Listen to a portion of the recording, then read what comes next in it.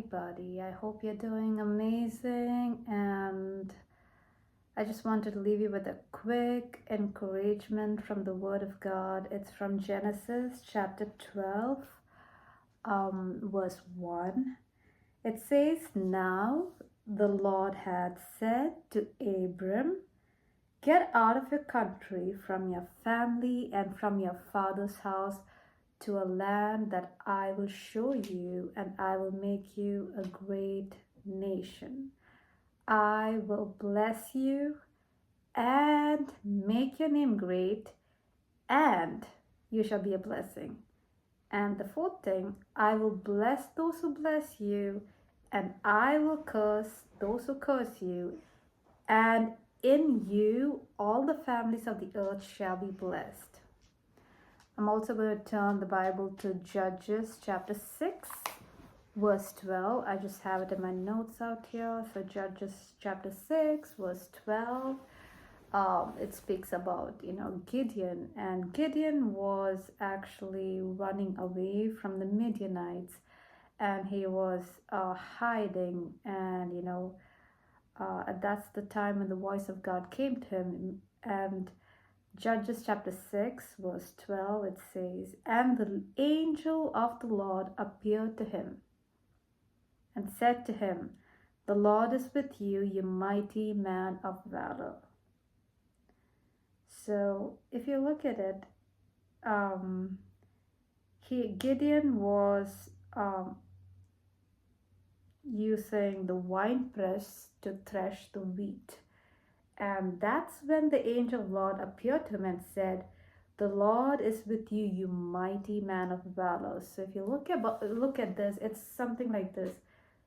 When he's hiding and actually running away from the people who are attacking him, God calls him, "You mighty man of valor." So, and Abram, before he became Abraham, God told him in Genesis chapter 12, verse 1. I want to go back to it because I love the way the voice of God just comes to us many times. It comes to us in times where we don't expect God to call us those things, but it's the promise that I want to highlight here. Genesis chapter 12, verse 1, it says, "Now the Lord said to Abram, 'Get out of your country, from your family, and from your father's house, to a land that I will show you. I will make you a great nation. I'll bless you, and I will make your name great.'" All those things God said, even without him having a single offspring. So Abram became so old, and he became Abraham after he received his son. So after Abram, he became Abraham. And if you look at it, God, when the word of God comes, it might be at the time when you have nothing in your bank account. God is like, "I'm going to make you great." And you're like, "God, I don't even have the basics to even get by for the next day." But it's this what I want to encourage you with, that when God sends you a word, hold on to it. It's going to come to pass. And he sees you not through how you see yourself.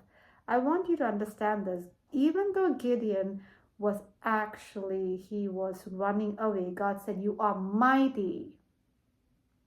Now, how can God call somebody running away from their enemies as mighty? He was not even facing his enemies.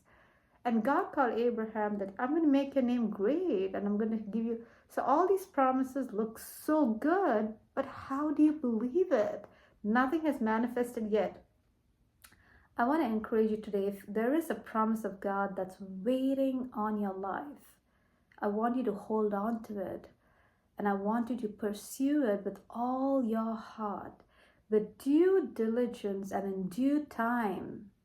The Lord is faithful to accomplish what He has promised to you, to your family, to your children. May you be encouraged knowing that the Lord is a good God. The Lord is faithful. The Lord will never leave you nor forsake you. May you be encouraged knowing that Even though your circumstance looks impossible, for there's nothing impossible with God.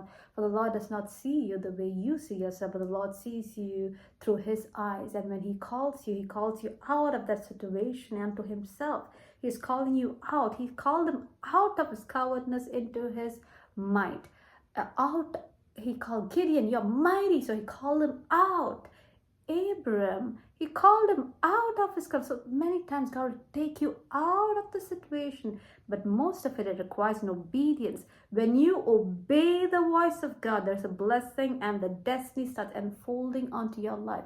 You need to know, and I need to know, that when we are obedient and we hold on to the promises of God, that when He calls us out, that we're obedient to do what He says to do at the right minute, at the right time.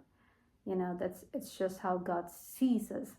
Even though our circumstances seem contrary to what we received, He is faithful. Every word of God is true and is a shield to all those who take refuge in Him.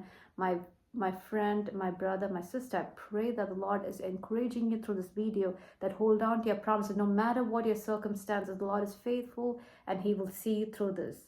God bless you. Shalom, and we love you so much.